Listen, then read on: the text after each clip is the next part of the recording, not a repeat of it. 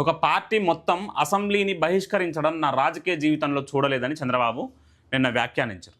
అయితే సుమారు 45 సంవత్సరాల పాటు రాజకీయాలలో ఉంటున్న చంద్రబాబు ఇప్పటి వరకు ఒక పూర్తి పార్టీ అంటే ఎంతమంది అసెంబ్లీ ఎమ్మెల్యేలు ఉంటే అంతమంది అసెంబ్లీని బహిష్కరించడం తన రాజకీయ జీవితాన్ని చూడలేదని, ఇట్లాంటి కొత్త సాంస్కృతికి ఒడిగడుతుర్రని ఈరోజు ప్రతిపక్ష నాయకుడు, ప్రతిపక్ష హోదా కూడా లేదు, లెవెన్ రెడ్డిని విమర్శిస్తున్నారు. దానికి సంబంధించిన వార్తను చూద్దాం.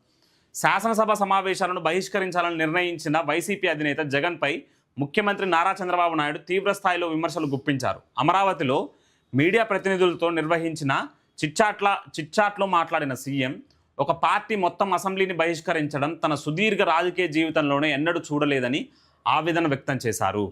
ఇప్పుడు మిమ్మల్ని గెలిపించిందెందుకు? మిమ్మల్ని గెలిపించింది అసెంబ్లీలో ఉండి ప్రజల పక్షాన మాట్లాడమని. ప్రజల పక్షాన మాట్లాడితే ప్రజలకు ఏం సమస్యలు ఉన్నాయి, ఏ అంశాల మీద మాట్లాడాలి, ఏ రంగాలు, ఏ డిపార్ట్మెంట్లు బలహీనంగా పనిచేస్తున్నాయి, సమర్థవంతంగా పనిచేయట్లేవు, వాటినన్నిటిని ప్రస్తావించాలి.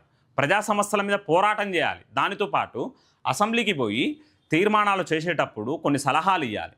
అంతేగాని ఈరోజు అనుకున్న అంటే ఏమంటాం వైనాట్ 175 అని విర్రవీగి కేవలం 11 సీట్స్కి పరిమితం అయితే 11 రెడ్డిగా నామకరణ చేసుకొని ఈరోజు రాజకీయాలు చేస్తున్న జగన్మోహన్ రెడ్డి సాక్షాత్తు వాళ్ళ ఎమ్మెల్యేలను కూడా అసెంబ్లీకి పంపకుండా ఏం చేస్తుండ్రు? మీరంటే రాకపోయారు, మీకు సబ్జెక్ట్ లేదు, మాట్లాడలేరు, స్క్రిప్ట్ లేకుండా అసలు ఏం మాట్లాడలేరు, స్పాంటనిటీ అసలే ఉండదు. కాబట్టి మీరైతే మాట్లాడలేరు కానీ మిగిలిన 10 మంది ఎమ్మెల్యేలుగా వాళ్ళ సబ్జెక్టులను ఒకలో ఇద్దరు ఉంటారు కదా. మండలిలో ఎలాగైతే మీరు ఫైట్ చేస్తున్నారో అసెంబ్లీలో కూడా ఫైట్ చేయాలి అని చాలా స్పష్టంగా నిన్న చంద్రబాబు గారు చెప్పారు.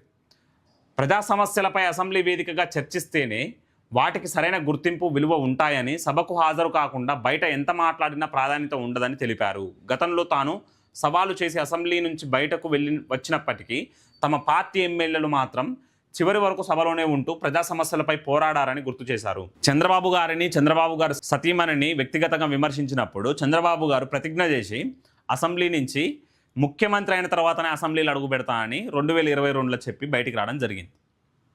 ఆ రోజు నుంచి 22 మంది టీడీపీ ఎమ్మెల్యేలు అసెంబ్లీలోనే ఉన్నారు. ప్రజల సమస్యల మీద ఫైట్ చేసిర్రు, ప్రభుత్వానికి వ్యతిరేకంగా పోరాడిర్రు, ప్రభుత్వానికి సలహాలు ఇచ్చిర్రు, ప్రభుత్వం ఏదైనా అనవసరమైన నిర్ణయాలు తీసుకుంటే అడ్డం పడే ప్రయత్నం చేసిర్రు, దానికి సస్పెన్షన్లను కూడా ఎదుర్కొన్నారు. కానీ ఈరోజు ఒక్క ఎన్నికలల్లో ఘోరంగా ఓడిపోతారికే, ప్రతిపక్ష హోదా కూడా రాకుంటారికే, ప్రజా జీవితంలో ఉండకుండా ప్యాలెస్లలో ఉంటూ ఎప్పుడో ఓసారి షోయింగ్ కోసం బయటికి వచ్చి ఏదో 10 మందిని వెంబటేసుకొని తిరుక్కుంటా రాజకీయాలు చేస్తున్నాడు జగన్మోహన్ రెడ్డి అని మనకు చాలా స్పష్టంగా అర్థమవుతుంది. గత ప్రభుత్వ హయాంలో జరిగిన గ్రూప్ 1 అక్రమాలను కప్పిపుచ్చుకోవడానికి జగన్ అసెంబ్లీ నుంచి తప్పించుకుంటున్నారని, డిఎస్సి అంశంపై కావాలని తప్పుడు ప్రచారం చేస్తున్నారని ఆరోపించారు. ఈ డిఎంసీ అంశం అయితే నిజంగా ఘోరం అండి. 2025 జూన్ జూలైలో నిర్వహించిన డిఎస్సి పరీక్షలకి అక్టోబర్ కల్లా ఏమంటాం ఆ సీట్లను కూడా భర్తీ చేశారు. సుమారు 16,500 సీట్లను భర్తీ చేశారు.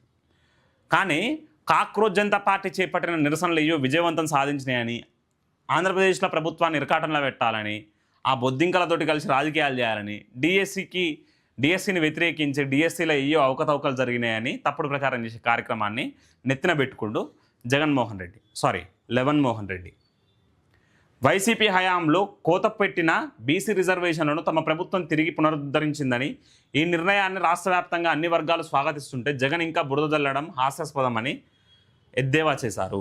జగన్మోహన్ రెడ్డి పరిపాలనలో సుమారు 5 సంవత్సరాల పాటు లోకల్ బాడీ ఎన్నికలలో బీసీ రిజర్వేషన్లన్నీ పక్కన పెట్టిర్రు.